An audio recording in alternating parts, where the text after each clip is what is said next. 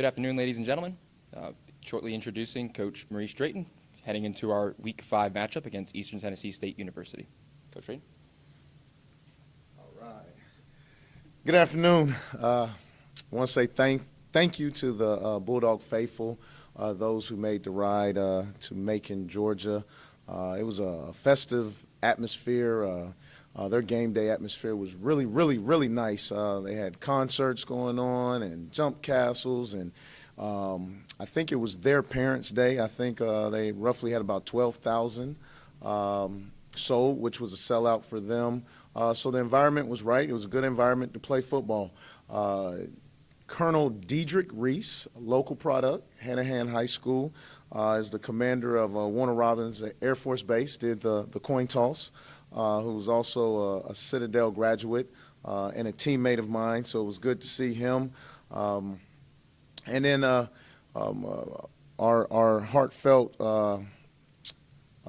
prayers are still going out to Khalil Moody. He was the young man that collapsed on the field. He is fine now. He's upright, talking, responsive. So we continue to wish his speedy recovery. Having said that, we can jump right in it. Any questions in regards to the game? Just overall assessment, kind of how y'all played. I know not the outcome you wanted, but you guys played the ball a lot more than you wanted. Oh, I forgot the mic. Sorry. Just, yeah, sorry, I forgot the mic. Overall assessment on how y'all played. I know, I think you told Andrew after you had to throw the ball more than you wanted, but what was working for y'all other than that, you think? First of all, it's a very good defense. We knew that going in. It's a very good football team, a complete football team. I mentioned to Andrew, we actually want to build our team and model our team around what they have done. The defense is very familiar to us. That was a defense that Joel Taylor and Mike Adams and I all helped build years ago at South Carolina State, and it's still tried and true. Not a lot of bells and whistles. So we knew it would be tough, and we knew we would be able to pass the ball.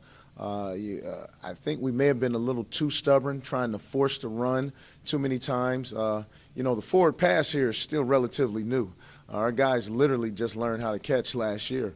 But anytime you have a complete team like Mercer, you can't give them ops, and we gave them ops. What I mean by that is opportunities. They are really good in what we call the middle eight. The last 4 minutes of the second quarter and the opening 4 minutes of the third quarter, they have scored roughly 40 points in that time frame. That's where they're really good, and that was one of our goals, knowing going in that we could not let them get points during that period, and we did. One of the other goals we had was on offense, being able to execute and score with our explosives. We were able to execute later on as the game got going, but our explosives did not score because anytime you give that defense an opportunity to line down again, they're really good, and they found a way to keep us out of the end zone. Summer Hector, Live 5 Sports. Coach, that kind of went into my next question. Obviously, you guys are creating chunk plays, but kind of what you talked about with Andrew, kind of get more out of the running game going forward? Yes, but now we can't force it. We have to take what they gave us. And truth of the matter is, it was really a one perimeter run play that was working for us. We probably should have went back to that a little more and just continued with the passing game. We had some overthrows early on. Had a drop early on that affected us as well too. With this team and growing this team, and we kind of oozed our way into playing instead of stepping on the field saying, hey, I am a puncher and I can take a punch, so let's go ahead and slug this thing out. I'll use the example of one position group, a defensive back position group. They kind of ooze their way in it, testing out the speed of the receivers instead of trusting your confidence, your coaching, the athletic ability that you have, and challenge the receivers right away. And that was across the board in a lot of position groups. So it goes back to what we initially started when we talked about mindset. We're still growing this mindset. This is a young team. This is a big weekend at the Citadel because our seniors are able to get their rings. We have 12 young men who will get their rings this weekend. Now you say, why is that pertinent to football? Well, on any given year, you would like for your senior class getting rings to be around 20. And if you get to that number, now you're playing with older guys. So I say all that to say we're still playing with young guys. We're playing with freshmen, true freshmen, redshirt freshmen, true sophomores, redshirt sophomores. And the future is bright for us. We can't get discouraged. We have to keep working, keep chopping that wood. We have a big task this week as well. It'll be a tough contest. Going off the youth thing, I know in weeks past you talked about, obviously, we're not talking about moral victories, we're talking about ways to win. Is there anything said with how you guys have been able to kind of overcome some adversity in games? You get down 28-14, you kind of fight back against Mercer? Well, it sort of goes to what I was talking about earlier. It's almost as if we have to get punched in the face before we say, hey, I'm going to punch you back. The other thing I challenge the team on is when we're in practice, we get after one another. I mean, our defense takes it to the offense takes it to the defense. And we need that same energy when we go out and we're facing someone else. It's sort of like growing up in a household with siblings. I mean, you'll fight your siblings because you know, A, where their threshold is, you know, B, that somebody's going to come and break it up. But when it comes to someone outside the household, this is what our guys have to learn how to develop. It doesn't matter who you're playing against. They're nameless, faceless beings. You go out there and do your task. After the delay, have you ever been through anything like that before at any coaching level? And B, how hard was it to kind of jumpstart the intensity that you guys had up till that point? Unfortunately and fortunately, I've been a part of that on all levels that I've coached, to be honest with you. The beauty of it is we knew the young man was going to be okay. The medical staff was immediate. They were prompt on both sides, our side as well as their side. Was not wavering that at all. We knew he would be okay. Football became secondary. And for our young men who haven't experienced, who haven't seen it, it did affect them. It did affect them, but we're never going to be callous. But it was a teaching, learning lesson. I'm glad the young man's going to be all right, and I think our young men will grow because of it. You say teaching, learning lesson. Just what do you kind of tell your team after something like that, or how do you want to move forward after that? Yeah, so it's several different ways you can look at it. Once we knew the young man would be okay, to honor any young man who's in that situation, I think you have to go out and you have to play the game in the manner in which it's to be played, and it's full speed, and you're letting it all hang out, and you're doing exactly what your task calls for you to do, without any regrets or any mindset. You have to free your mind, and then your body will follow at that point. I think our guys did learn that after the fact. Once we got back, those who pray, I don't know if you saw our sideline and our players, they were praying for the young man. And I think, after they were able to come back, as we were on the bus ride and in our meetings yesterday and process everything, I believe they all agree, hey, it was only one way to go back out there, and we didn't do it. And it's to play this game the way it's meant to be played. Talk a little bit about that 99-yard drive that you guys had on Saturday, and then, just talk about that. Yeah, I mean, it was a great drive. Execution was on point. We converted when we needed to convert. It felt really, really good during that drive. I felt like we were going to go ahead and have a storybook ending. But they had something to say about that as well, too. Just pleased with the way our guys executed under pressure. And I tell them all the time, pressure is personal. pressure's not public. The way you handle pressure is within you as an individual. And so we learned a lot on that drive as well, too. We just have to turn these lessons now into wins, because that's what we're here to do. We're here to win. We're not here to put up a good fight, give one for the Gipper. We're not here for that. We're here to win ball games. If y'all are good on this one, just looking at ETSU, I know you got a good team coming in. I think they had some votes, right, for top 25. They had a obviously good season so far. Just Trey Yeah. Lamb, I know new head coach, but a lot of his same guys from Gardner-Webb and stuff. Yeah. First of all, ETSU is a very, very good football team led by Trey Lamb. Trey Lamb's pedigree is such where his dad won 3 state championships. I believe it was at Calhoun High School in Georgia. The grandfather, Ray, he won 3 state championships in Georgia. Everybody knows his uncle, Bobby. Bobby was the head coach at Furman, Mercer, and now at Anderson.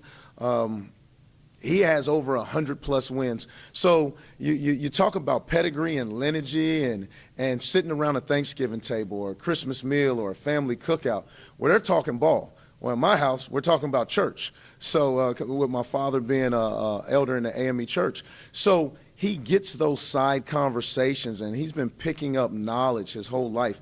He's done a great job when he was at Gardner-Webb, back-to-back conference championships, back-to-back playoffs. He's brought the bulk of his staff with him to ETSU.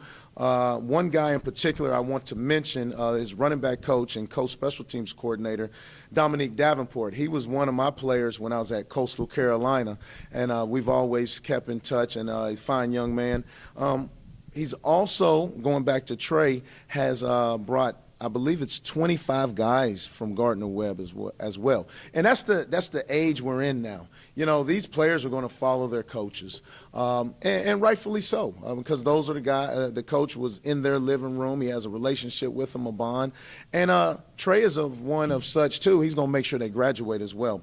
Offensively, it will be a big challenge for us. Their first week versus Appalachian State, they had 305 yards total offense.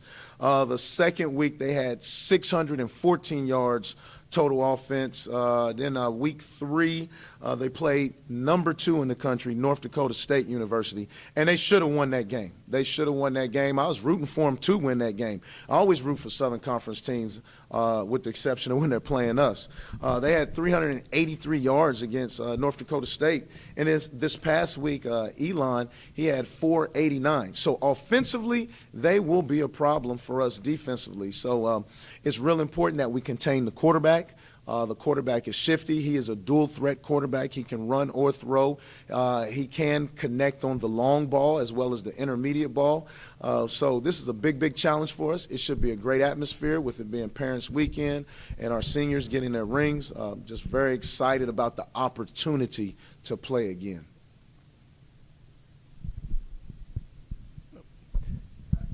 Getting back to the Mercer game just here a little bit, you know, you had an onside kick, went forward on 4th down. Just kind of talk about taking those chances when you're on the road. So whether we're on the road or whether we're at home, I think it was proven last year. We had several surprise onside kicks, several trick plays last year. It'll be the same this year. You know, each week when we study our film and we see things that gives us a percentage to be successful, as long as we execute, we're gonna utilize it. We tell the players all the time, we're gonna empty the clip. We're not practicing these plays and practicing these situations not to call them. Every call that I made this past game, I would make that call again. The surprise onside was right. We had numbers, we had leverage. We just have to get the execution part of the kick, and we'll have a chance. No different than the fake punt. I like the call. We just have to come up with the catch on that. We talk about JB, obviously, with him being from Somerville, but 2 of his pass catchers, obviously Malachi and Durvan, both from the Low Country as well. What can you say about the connections that he's building with them two? Yeah, so there was already somewhat of a bond there because you're growing up and you're playing against each other. So they always knew of each other. And then once once JB got here in the spring, which was huge for us. You know, a lot of times transfers don't have the opportunity, at least at our place, to enroll in January. He was able to enroll in January, and that's where that bond started. I really believe, but I know that the connection is going to continue to get better. It's huge for us. On ETSU's roster, they have I think he is let me see here, a receiver from Berkeley High School as well. He was at Gardner-Webb, transferred to ETSU. So, you know, it's always good when we play against low country guys because you have a background. You know who they are. You kind of know how they were raised and who they've been around. And that's what makes sports great. It's a small, small world. Well, he went to Berkeley High School, so I had to bring it up. Just talk about the chunk plays that you've been getting in the passing game, not just Mercer, but overall. Seems like your arms really become kind of defense. Yeah, he is. You know, Dervon is long and lanky and has deceptive speed. Once he gets going, all right, he's not the shiftiest underneath, not the most agile underneath, but anything going vertical, once those long legs gets going, I think he surprises, you know, defensive backs, he surprises safeties and corners because he doesn't look like he's running, but in actuality, I mean, the guy's covering 10 yards in 2 steps, and that's typically what you look for as a rate of speed. You talked a lot about the ETSU offense, but for y'all, I know you want to see more production on the ball. What do you see out of their defense? Well, their defense is good, too. They have 2 All-Americans on their defense.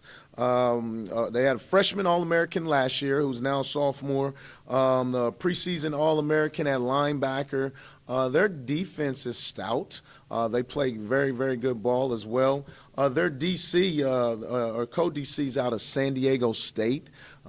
So he has a background of one that is used to seeing the types of offenses that we see in the Southern Conference. He has seen this offense that we're running. So it would be a challenge to find loopholes in his defense. But they're stout with players across the board. They should be ranked. This is a nationally ranked team. This is a good football team. You know, unfortunately, at our level, you have to play money games. So they had to play a money game, and then you know, they in order to be the best, you have to beat the best and play the best. And they went out and they played North Dakota State, and they should have beat them. So a good team. I know you're going to have the backing and kind of promote the SoCon. A little surprised that only one SoCon team is ranked? No, I'm not surprised because we have to win more games on a national level over and over again. The Southern Conference is back. I'm just telling you what I know. And some of these other conferences where they don't play everybody every year and they get some down teams on any given year, not in the Southern Conference. You have to go through and play everybody. From top to bottom right now, the Southern Conference is stout. I'm not surprised because I know how it works when it comes to the votings and things of that nature. But at the end of the season, whoever gets in that tournament, I guarantee you, Southern Conference-wise, if we don't have to face each other, we'll give the rest of the country the business. I'm going to ask you because I think you just came in, but I know Elijah Bass was recognized last week. Just talk about him, how special he is to have on this team. I know we talked about getting older guys and stuff on the level, right? Absolutely. First of all, he's 27 years old. I think in my interview previously, I say he was 24, so I messed that up. Out of Bayport, I always want to say Bayport. That's not right. Bassville, like his last name, Mississippi. One of 9 siblings. Family is deeply rooted in the military. So this is a young man that stepped into our locker room right away who, one, understood what hard work is. I lived in Mississippi for 2 years. A bunch of hard workers there. 2, being a part of a large family, he understands what it's like to work with people that you're close to. And then 3, being a Marine, he understands rank structure and discipline and hierarchy. So when he steps into our locker room, he presents all that immediately to our team. I can't say enough good things about him. I tease him all the time. The first time he attempted to catch a pass, it was one of the most gross things I've ever seen in my life. And now he's one of our best pass catchers. I think the world of this young man. There's nothing I would never do for him at any point of his life or my life. Solid human being, salt of the earth, and I'm just so glad to share time and space with him. That's awesome. Obviously, y'all are a military school, but having a guy that's a Marine on your team, just how does that bring a different level of athletic ability, leadership, all that? Well, it brings a toughness to the team that you may not have if you don't have an individual like Elijah Bass. I grew up in a military household. My dad's a Marine, so watching Elijah as a young gunny sergeant, it kind of throws me back to the days when I was a young kid watching my father.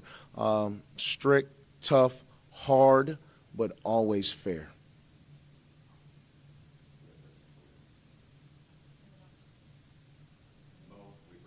All right, thank you, guys. Appreciate you.